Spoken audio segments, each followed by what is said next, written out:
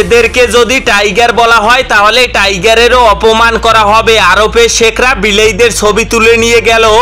Bangladesh cricket এতটাই নিচে নেমেছে যে এখন আরব আমিরাতের বিপক্ষেও আমাদের সিরিজ হারতে হয়। বাংলাদেশ ক্রিকেট প্রেমীদের এতটাই লজ্জা দিয়েছে এই বিলাইগুলো, কি বলেন আপনি?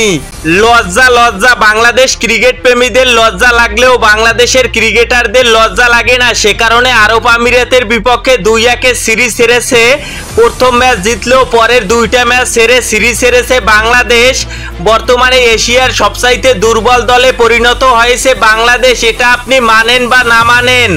মোস্তাফিজের অসাধারণ কাটারে বোকা বনে গেল রোহিত শর্মা। প্রথম ওভারেই উইকেট তুলে নিল মোস্তাফিজুর রহমান।